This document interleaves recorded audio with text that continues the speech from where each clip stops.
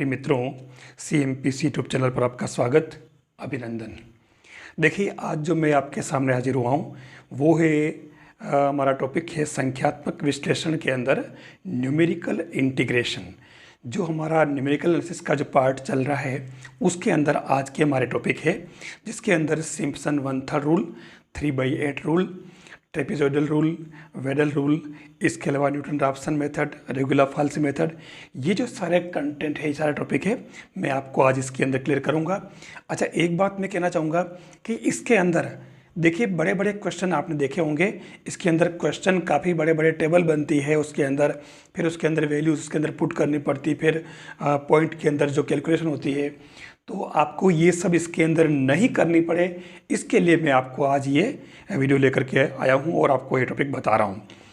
देखिए, इसके अंदर जो टॉपिक ले रहा हूँ, इन टॉपिक्स को मैंने बिल्कुल सरफेस लेवल पे और जहाँ से बिल्कुल एनालिसिस होकर के जो क्वेश्चंस बनते हैं, मैं वही चीज़ें लेकर आया हूँ। आपको इसके अंदर ज़्यादा इसके अंदर कुछ नहीं करना है, तो मैं जितना आपको ले रहा हूँ उतना आपको इसके अंदर आज काम करना है। अच्छा, एक बात कहना चाहूँगा, आज का अगर ये वीडियो आपको पसंद आए तो आप इस वीडियो को लाइक ज़रूर करें और साथ ही जो CMPC चैनल है आप इसको सब्सक्राइब करें, और जो CMPC नाम का जो अपने टेलीग्राम चैनल है आप उसको भी ज्वाइन कर लें, ताकि जो भी अपडेट्स होगी वो आपको लगातार मिलते रहें।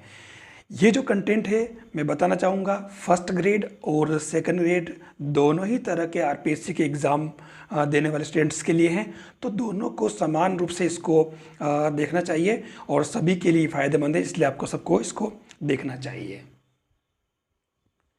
देखिए, खास तौर से जो टॉपिक है इसके अंदर आज इसके अंदर ले रहे अपन सम दूरस्थ कोटियों हेतु सामान्य क्षेत्रकलन सूत्र।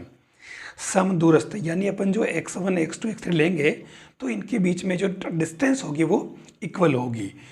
तो इसके अंदर क्या क्या अपने को पहले पता होना चाहिए। चर x के सम दूरस्थ मानों हेतु fx के मान अपने को ज्ञात हो, यानी x की हर वैल्यू के लिए fx की वैल्यूज अपने को पता हो।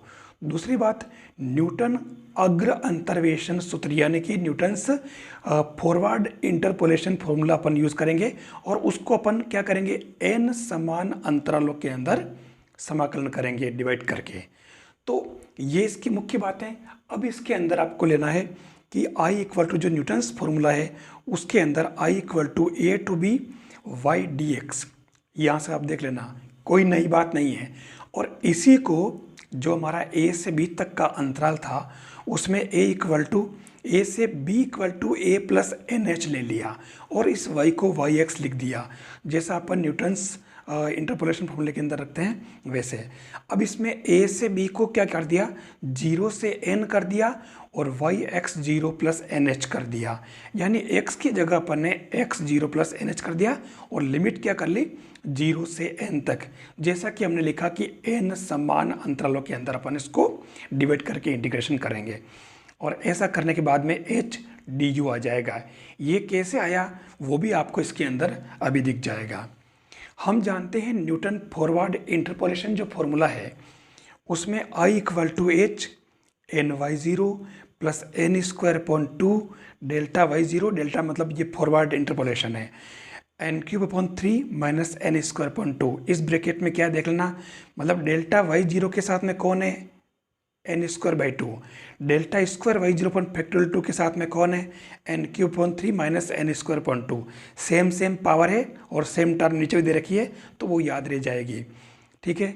और तीसरी टर्म है वो आपके डेल्टा Q/y0 अपॉन फैक्टोरियल 3, यानी कि ये डेल्टा का मतलब फॉरवर्ड इंटरपोलेशन। अब इसका कोफिशिएंट क्या है, पावर 4/4, और यहाँ माइनस n³ प्लस n² हो जाएगा। तो आपको ये तो इसको याद करना ही पड़ेगा, क्योंकि इससे ज़्यादा मैं क्वेश्चन करने के लिए आपको नहीं कह रहा हूँ, ये आपको ध्यान रखना होगा। और प्लस n+1 पदों तक इसमें ये काम आएगा। ये हमारा न्यूटन्स का जो फॉरवर्ड इंटरपोलेशन फॉर्मूला है।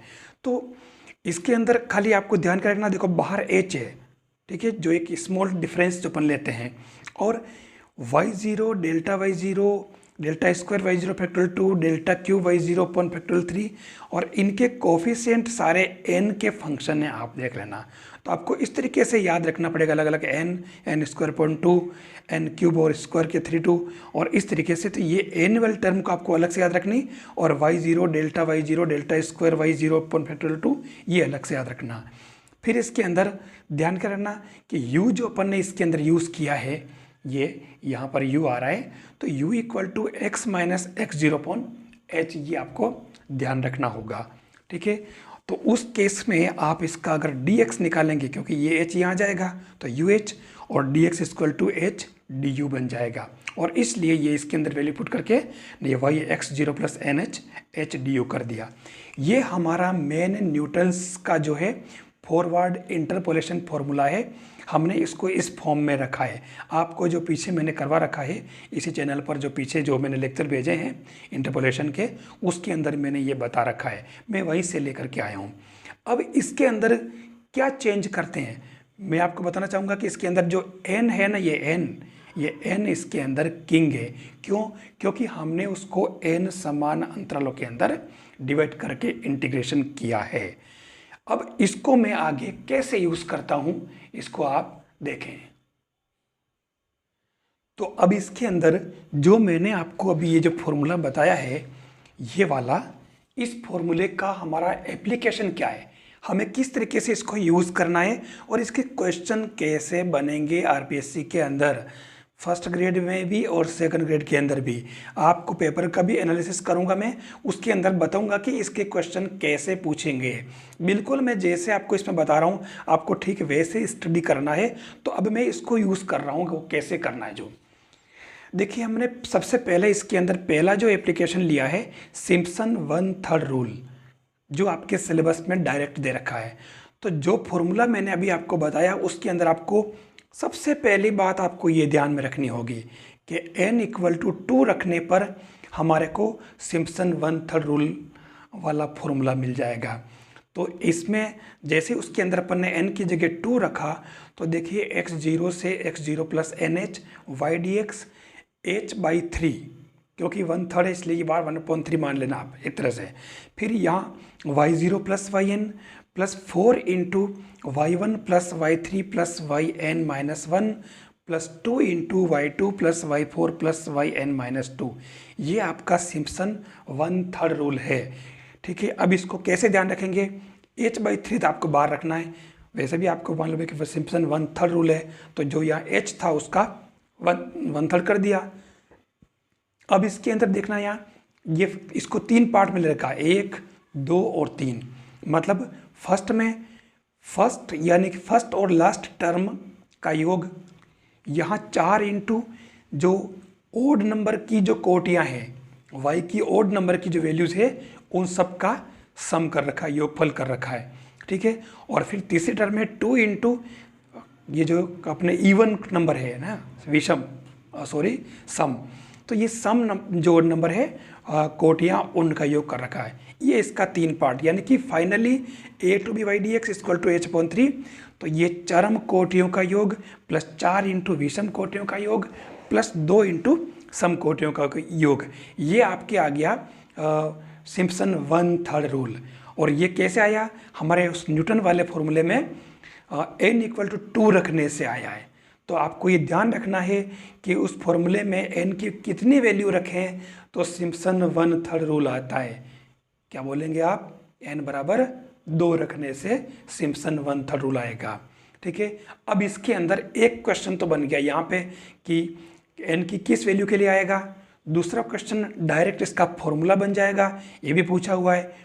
ठीक है, तो कोई मुश्किल काम नहीं, आप आराम से इसको कर सकते हैं। अब तीसरा क्वेश्चन इसमें जो बनेगा, सबसे खास बात यहाँ देखिए, मैंने नोट में अलग से कर रखा, तो ये है यहाँ y x का द्वितीय घात का बहुपद होगा, ये आपको खास ध्यान रखना है। मतलब y equal to ax² plus bx plus c, ये आपको इसके अंदर ध्यान रखना होगा, ये आपके द्वितीय घात वाला हमेशा फंक्शन बनेगा। ये किसके अंदर, n इक्वल टू 2 यानी कि सिम्पसन 1/3 रूल के लिए। ठीक है, फिर हम चलते हैं n इक्वल टू 1 पर, यानी अगर अपन n इक्वल टू 1 पुट करें तो हमारे को ट्रेपीजोइडल रूल मिलेगा। ट्रेपीजोइडल नियम जो है वो उसके अंदर उस फॉर्मूले में n इक्वल टू 1 रखने पर, मतलब अगर n इक्वल टू 1 रखा तो क्या मिला, ट्रेपीजोइडल नियम, और 2 रखा तो सिम्पसन 1/3 रूल। तो अब इसके अंदर भी देखिए बहुत ही इजी काम है। x0 से x0 plus h y d x equal to h, y0 plus half और ये डेल्टा y0, ठीक है, और इसकी जगह डेल्टा y0 क्या लिखा, h, और इसकी जगह लिख दिया y0 प्लस y1/2, ठीक है। अगला x प्लस 0h की जगह अगर x प्लस 0h से x प्लस 2h पे चलते हैं, पहले x0 से x0h प्लस h तक में, और फिर x0 प्लस h से x0 प्लस 2h तक, है ना, 1h 2h। यहाँ कुछ नहीं, जैसे यहाँ h y0 प्लस y1/2 था तो यहाँ h y1 प्लस y2/2 हो जाएगा। अगर यहाँ 3h करेंगे, 2h से 3h, तो यहाँ क्या हो जाएगा, h 2 प्लस 3/2। इस तरीके से अपन आगे से आगे चलेंगे और सब का अपन योग कर देंगे। तो देखिए इसके अंदर ऐड करने पर x0 से x0 plus NH y d x equal to क्या आ गया, h half into y0 plus yn plus y1 plus y2 plus yn minus 1। ये आपके बिल्कुल सिंपल सा ट्रेपीजोइडल नियम बन गया है। मतलब a to b y d x h और हाफ यानी कि फर्स्ट और लास्ट, प्रथम और अंतिम कोटि का माध्य रहेगा इसके अंदर। तो दिख रहा है, देखो दोनों को जोड़ के आधा कर रखा है इसके अंदर, कोई विशेष बात नहीं, प्लस, और यहाँ क्या कर रखा, बाकी बची हुई सारी ओल मध्य कोटियों का योग है, यानी बाकी बची हुई जितनी भी कोटियाँ हैं उन सब का योग अपन यहाँ करेंगे। तो ये हमारा ट्रेपीजोइडल रूल मिलेगा, और ये किससे मिला, n इक्वल टू 1 रखने से, ध्यान रखना। तो ये आपका ट्रेपीजोइडल रूल हो गया। अब इसके अंदर भी हमारा फंक्शन कैसा होगा, y जो है वो x का एक घातीय फलन होगा, यानी कि किस रूप में होगा, एक सरल रेखा में y equal to a plus B X रूप में, यानी y equal to mx plus C हो गया। तो आपने देख लिया कि इससे 3 क्वेश्चन कौन से बनेंगे, कि ट्रेपीजोइडल नियम n की किस वैल्यू के लिए आता है, तो n इक्वल टू 1 के लिए ट्रेपीजोइडल नियम बनेगा। फिर दूसरा प्रश्न बनता है इसका डायरेक्ट फॉर्मूले वाला, और तीसरा जो प्रश्न बनेगा वो क्या बनेगा कि इसके अंदर y जो x का किस प्रकार का फलन होगा, यानी एक सरल रेखा के रूप में y equal to a plus B x. जबकि n इक्वल टू 2 के लिए क्या था, सिम्पसन था 1/3, और सिम्पसन 1/3 में यहाँ पर yx का कौन सा फलन था, 2 घात वाला फलन था, ax² plus B X plus C रूप में, ठीक है। तो n इक्वल टू 2 से लग रहा है ये y equal to x² plus B X plus C, है ना। तो ये सिम्पसन 1/3 रूल का बनेगा फलन। अब अपन चलते हैं आगे। अब आता है इसके अंदर सिम्पसन 3/8 रूल, और सिम्पसन का 3/8 रूल है वो हमारा n इक्वल टू 3 रखने से आएगा। तो सीधा सा इसके अंदर x0 से x0 plus NH y d x equal to 3h/8, और थोड़ा सा इसको याद रखना पड़ेगा, थोड़ा सा इसका कॉम्प्लिकेसी है कि फर्स्ट में तो y0 प्लस yn ही है, प्लस 3 इंटू देखो 1 2 4 5 n-1, ठीक है, 1 2 4 5 दे रखा है, और 2 इंटू जो यहाँ बच गए हैं, ध्यान देना 3 6 इस तरीके से चलेगा, और n-3, ठीक है। तो ये आपको इसके अंदर फॉर्मूला रखना पड़ेगा, y0 plus yn plus 3 into y1 plus y2 plus y4 plus y5 plus yn-1 plus 2 into y3 plus y6 plus yn-3 बार 3h/8 हो ही जाएगा। यहाँ जो चेंज हो रहा है वो h जो है वो 1/3 है तो 1/3 है, और अगर मान लो 3/8 है तो 3/8 लगा दिया है। ये आपके सिम्पसन 3/8 रूल है, ध्यान रखना। चौथा जो पार्ट है इसका वो है वेडल्स रूल, यानी कि n इक्वल टू 6 अगर पुट करेंगे उस फॉर्मूले में तो ये वेडल नियम आ जाएगा, यानी x0 से x0 plus NH y d x equal to 3h/10। फिर पूरा फॉर्मूले अलग हो गया है, ध्यान रखना, और इसको अपने को याद ही करना पड़ेगा, ठीक है, क्योंकि डायरेक्ट जो टॉपिक है अपने को कंप्लीट करने हैं, जिससे डायरेक्ट क्वेश्चन बनते हैं, मैं वही चीज़ें लेकर आ रहा हूँ, क्योंकि ये जो चीज़ें सेकंड ग्रेड के अंदर ही पूछी है और फर्स्ट ग्रेड के अंदर भी, तो इसलिए आपको ठीक से इसको देखना चाहिए। 3h/10 y0 plus 5y1 plus 6y3 plus y4 plus 5y5 plus 2y6 plus 5y7 plus y8। आप 8 तक याद नहीं कर सके तो दिक्कत नहीं है, आप कम से कम, क्योंकि n इक्वल टू 6 है तो आप 6 तक ज़रूर याद रख लें, ये इसके अंदर काम आएगा। और अब इसके अंदर क्या है, इसका जो फंक्शन होगा यानी y का जो रूप होगा फंक्शन का वो 6 पावर का होगा, ax6 plus bx5 plus cx4 plus dx3 plus ex² plus fx plus g। इस तरीके से आपको इसका फंक्शन भी ध्यान में रखना होगा। ये हमारे 4 जो रूल थे वो बहुत ही इम्पोर्टेंट थे और इससे हमेशा क्वेश्चन पूछा जाता है, तो आपको इसको ठीक से समझ लेना होगा।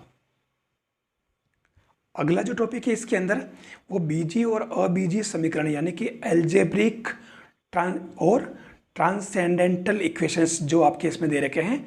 तो इसके अंदर हमें क्या क्या चीज़ें पढ़नी है। सबसे पहले इसने जो दिया है कि ये सब किसके लिए है कि मूल के इनिशियल अप्रोक्सीमेट वैल्यूज़ फाइंड करने की विधियाँ हैं।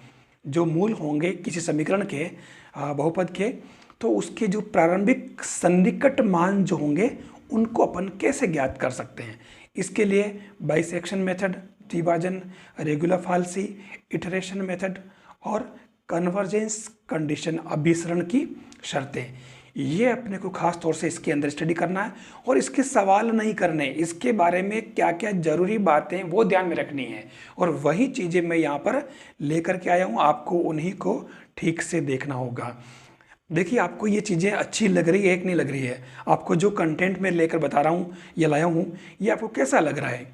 क्या आपको लगता है कि ये आरपीएससी फर्स्ट ग्रेड और सेकंड ग्रेड का जो कंटेंट है, जो आप पढ़ना चाहते हो और जिसकी आपको ज़रूरत है, वो वास्तव में आपको इसके अंदर मिल रहा है, ऐसा आप मानते हैं क्या? बिल्कुल, मैं तो मानता हूँ। आप इसीलिए मैं इसको लेकर के आया हूँ आपके लिए, और मुझे पूरा विश्वास है कि आपको भी ये इम्पोर्टेंस इसकी लग रही होगी। तो इन चारों चीज़ों में से क्या क्या चीज़ें लेनी है, ठीक है, वो मैं आपको बता रहा हूँ। द्विभाजन विधि जो है उसके अंदर हमें क्या क्या चीज़ें ध्यान में रखनी है। पहली बात तो देखिए, फलन f दो रियल वैल्यूज़ a और b के मध्य में संतत होना चाहिए। सीधी सीधी बातें डायरेक्ट ऑप्शन में चीज़ें मिलेगी और वहाँ आप कंफ्यूज होंगे, तो इसको ठीक से पढ़ लेंगे तो मेरी पूरी मतलब विश्वास है मुझे, आप ये कंफ्यूजन वहाँ से निकल जाएगा। दूसरी बात पहले कौन सी, f जो है वो किसी दो रियल वैल्यूड के बीच में संतत होना चाहिए, कंटिन्यूस होना चाहिए। किसके लिए? द्विभाजन विधि के लिए। दूसरी बात, fa और fb के चिन्ह जो विपरीत होने चाहिए, मतलब a और b की वैल्यू पुट करोगे इसके अंदर तो इनकी चिन्ह जो दोनों के अपोजिट आने चाहिए, ठीक है, ये याद रखें। फिर a और b के मध्य एटलीस्ट एक मूल अवश्य होना चाहिए। जो दो वैल्यू आपको दे रखी है उसके बीच में कम से कम एक मूल ऐसा होना चाहिए जो इस फलन f को संतुष्ट करे। अब अगर अपन मान लें कि यदि a और b के बीच में जो मूल है वो x0 है, तो कुछ नहीं करना, द्विभाजन लिखा है और द्विभाजन का मतलब सीधी सीधी बात है कि आपको a और b दोनों को जोड़ के उसका आधा करना, इससे एक नई वैल्यू आपके आ जाएगी। फिर उस वैल्यू को और इनमें से किसी एक वैल्यू को और लेकर के आगे से आगे आपको बार बार द्विभाजन करना है। यही द्विभाजन विधि है, इसमें आपको ज़्यादा कुछ भी नहीं लेना है। कन्वर्जेंस कंडीशन यानी अभिसरण की शर्तें, जो आपने द्विभाजन विधि की है उस विधि में आगे से आगे अपने को बढ़ते जाना है, तो हर बार आपको नया मान मिलेगा, इनके बीच में बहुत सारे मान मिलेंगे। तो उससे क्या है कि एक सीक्वेंस बनती है, एक अनुक्रम बन जाता है। तो उस अनुक्रम के कन्वर्जेंस होने की शर्त इसके अंदर दे रखी है और ये अपने सिलेबस में डायरेक्ट टॉपिक है। समीकरण y equal to f x equal to 0 जब आवश्यक होगा, उसके मूल अगर मान लो x इक्वल टू एल्फा लिया जाए, तो x इक्वल टू एल्फा के उत्तरोत्तर सन्निकट का अनुक्रम अगर xn लिया जाए, मैंने कहा ना इसको आगे से आगे अपन दो दो लेकर के आप हाफ करते जाओगे तो बीच में बहुत सारी वैल्यूज़ आएगी, उनका अनुक्रम अपन अगर xn मान लें, तो उस कंडीशन में k greater and equal than 1 जो है वो इस कोटि का यानी k कोटि का कन्वर्जेंस कहलाएगा। इफ एंड ओनली इफ, मतलब कब कहलाएगा? X N plus one minus alpha का mod less and equal then C into x N minus alpha whole power के, जहाँ एन 0 से बड़ा या बराबर होगा। इसको आप ठीक से देख लें। सी अल्फा तो क्या है, इसका मूल है, एक मूल मान रखा हमने जो, ठीक है। अब x N minus alpha power के कोटि का कन्वर्जेंस, ये इसकी कन्वर्जेंस की कोटि है, तो फिर ये सी क्या बला है, नई चीज आ गई ना इसके अंदर।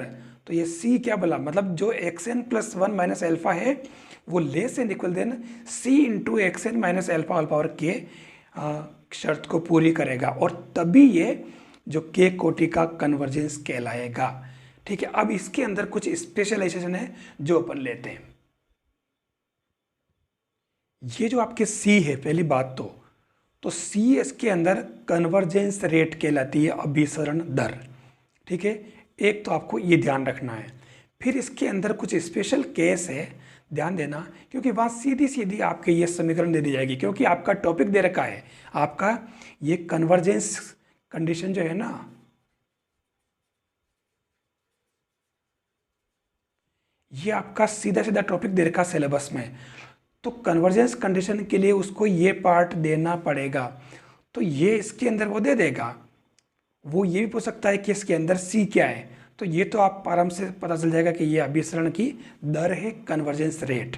लेकिन इसके अंदर नई बातें जो है आपको ये खास तौर से लेनी है। मतलब आपका क्वेश्चन जो बनेगा वो अब यहाँ से बन रहा है। क्या बन रहा है, यानी इसके अंदर के बराबर 1 है, 1 के नज़दीक है ना, इसको आप अप्रोक्सीमेट कर दें, 1 के नज़दीक है और सी 0 और 1 के बीच में है, तो आपका ये जो अभिसरण है वो प्रथम कोटि का अभिसरण कहलाएगा या अभिसरण रेखीय कहलाएगा। क्या रेखीय अभिसरण या प्रथम कोटि का, कब, जब के लगभग 1 के बराबर है।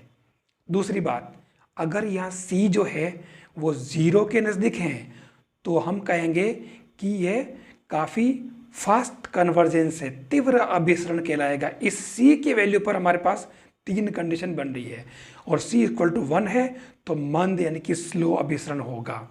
ये आपके ये सी इसके अंदर जो है किंग है, आपको इसको ठीक से समझना होगा। अब हम इसके अंदर x N minus alpha less and equal than, क्योंकि हम इसको आगे से आगे जब बढ़ाते हैं तो एन वैल्यूज़ के लिए बढ़ाते हैं, तो हर बार आपके 1/2 बार आता रहेगा। तो 1/2 जितने अपन इसके मतलब द्विभाजन करेंगे अपन, क्योंकि हमने जो लिया था ए और बी, और मैंने कहा था कि इसके बीच में x0 था, तो इसके बीच में अपन इन दोनों के बीच में लेंगे, फिर इन दोनों के बीच में लेंगे, फिर वो आएगा इनके बीच में, तो हर बार हाफ वैल्यू बार आएगी, और उस पर वो जितने अपन द्विभाजन कर रहे हैं उतनी पावर, मान लो अपन ने n भाजन किए तो n पावर लग गई। तो हमारा इसके अंदर कंक्लूजन क्या निकला, कंक्लूजन ये निकला है कि हमारा कन्वर्जन जो है वो रेखीय होगा। सबसे खास बात, कन्वर्जन कौन सा होगा, रेखीय, और कन्वर्जेंस रेट जो होगी वो क्या होगी, हाफ। ये फिक्स है, ये चीज़ें दोनों द्विभाजन जो विधि है उसके लिए और कन्वर्जेंस कंडीशन के लिए ये बिल्कुल आपको याद रख लेना है। ये बहुत बहुत इम्पोर्टेंट पार्ट है, क्योंकि सीधा सीधा टॉपिक दे रखा है कन्वर्जेंस कंडीशन, तो इसके अंदर आपको ये वाला जो पार्ट है बहुत इंपॉर्टेंट है। रेखीय, कन्वर्जेंस रेट हाफ, सी 0 के लिए तीव्र, सी 1 के लिए मंद, और के इक्वल टू 1, सी की वैल्यू 0 और बीच में है, तो रेखीय और प्रथम कोटि का अभिसरण होगा। ये पार्ट आपको इसके अंदर खास तौर से याद रखना होगा। फिर आ रहा है देखिए न्यूटन रैप्सन मेथड, ठीक है। न्यूटन रैप्सन मेथड जो है उसके अंदर आपको क्या क्या ध्यान रखना है। इस पूरे देखिए जो टॉपिक्स मैं लेता हूँ, इस टॉपिक्स के अंदर मैं एक भी लाइन या एक भी वर्ड में एक्स्ट्रा यूज़ नहीं करता हूँ। आप ये नहीं सोचें कि मैं वीडियो लंबा करना या वो टाइम बढ़ाना, ऐसा कुछ भी नहीं है। सीधी सीधी बात कर रहा हूँ मैं कि टू द पॉइंट वाली बात आपके लिए लेके आया हूँ, और वही बात मैं आपको बता रहा हूँ। तो आप इसको कहीं पर बीच में स्किप नहीं करें, आप एक एक लाइन टू लाइन आप समझें, ताकि आपका टॉपिक क्लियर हो जाए बीच में, क्योंकि फिर से अलग से बताने में बहुत दिक्कत आती है, और कंटेंट बीच में जब कोई लाइन छूट गई तो फिर मतलब वापस आगे नहीं मिलती, और डायरेक्ट वहाँ से क्वेश्चन बनता है तो हमारा क्वेश्चन फिर उसके अंदर मिस हो सकता है। तो देखिए न्यूटन रैप्सन मेथड के अंदर सबसे पहली बात, मैंने ज़्यादा कुछ लंबा चौड़ा नहीं लिखा इसके अंदर, सबसे पहली बात हमारा एच जो है वो काफ़ी कम होगा। एच कैसे कि जो हम एक्स के जो मान लेते हैं x0, x1, x2, तो इनके बीच का जो डिफरेंस है वो हमारा अंतराल जो है वो एच बहुत छोटा होगा। फिर सीधी सीधी बात x1 जो निकालेंगे वो हमारा x0 minus F x zero upon f dash x0, इसको आप ठीक से देख लें। फिर x2 x1 minus F x1 upon f dash x1। अगर आपको पूछा जाए कि x3 क्या होगा तो आप क्या लिखेंगे, 2 है तो 1, तो x3 है तो x2 minus F x2 upon f dash x2, सीधी सीधी बात। यानी इसको जनरलाइज करें तो हमारा क्या बन जाएगा, xn plus 1 equal to xn minus f xn upon f dash xn। ये हमारा न्यूटन रैप्सन मेथड का मेथड जो है वो उसको जनरलाइज कर सकते हैं। इसके अंदर ये आपका फाइनल फॉर्मूला है। और मैं आपको बता दूं कि डायरेक्ट ये फॉर्मूला ही पूछा गया है, नया कुछ नहीं है।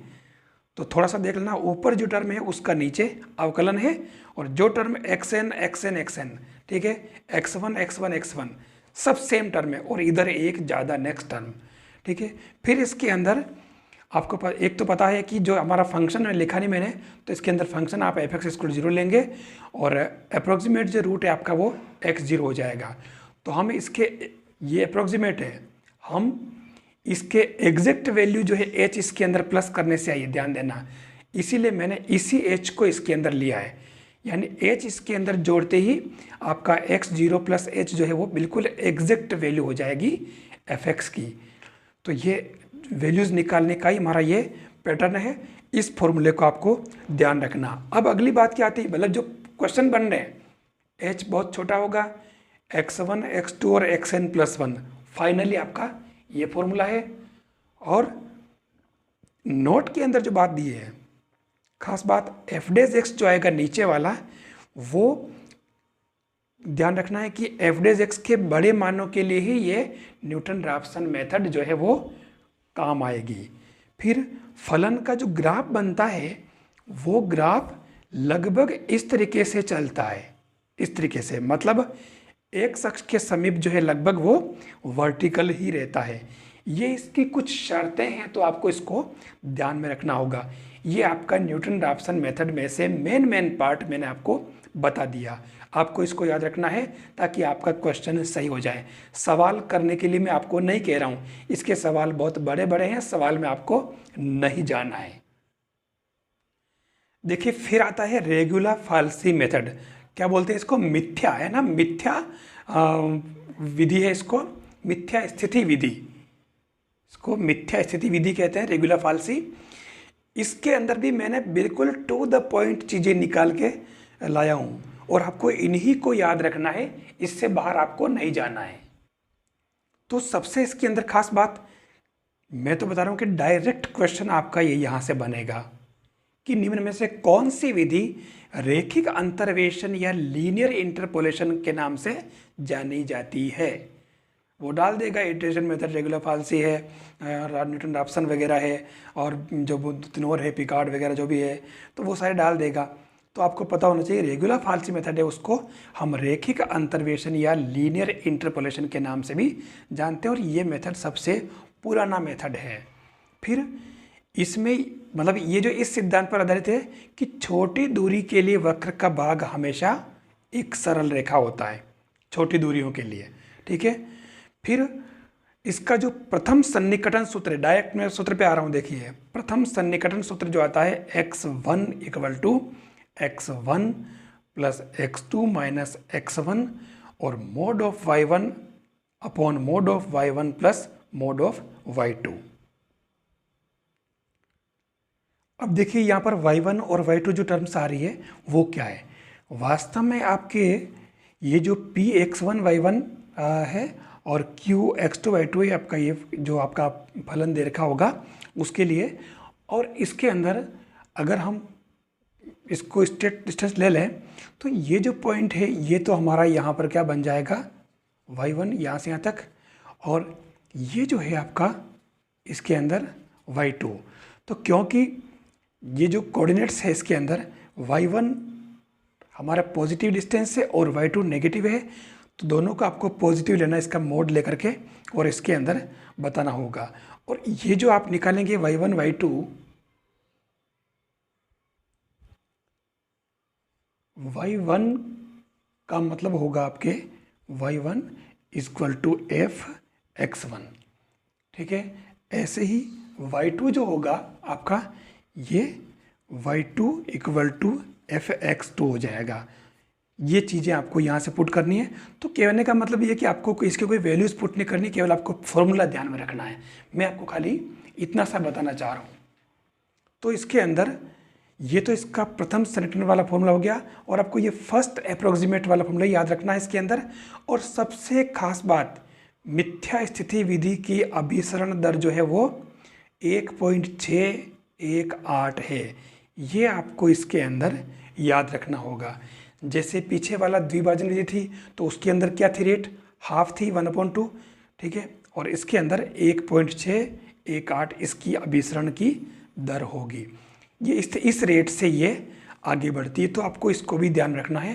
सीधे सीधे क्वेश्चन इस पॉइंट से बना सकता है, इससे बना सकता है, इससे बना सकता है, या फिर इससे। 4 क्वेश्चन आपके सीधे सीधे इसके अंदर दिख रहे हैं। रेखिक अंतर्वेशन वाला, और ये छोटी दूरियों के लिए सरल भाग सरल रेखा वाला पार्ट बना, प्रथम सन्निकटन वाला सूत्र, और ये अभिसरण की दर वाला, ये इसके अंदर मेन पार्ट है। तो इस तरीके से देखिए, आपको अगर ये वीडियो अच्छा लगा हो तो आप इसको लाइक ज़रूर करें, CMPC यूट्यूब चैनल को सब्सक्राइब करें, और जो CMPC नाम का टेलीग्राम चैनल है आप उसको भी आप ज्वाइन करें, ताकि जो भी अपडेट्स होंगे वो सब आपको मिलते रहेंगे। आपको आज का वीडियो अच्छा लगा होगा तो आप ज़रूर इसको अपने कमेंट करें और लाइक भी करें, शेयर भी करें, ताकि सभी को इसका फ़ायदा हो। थैंक्स।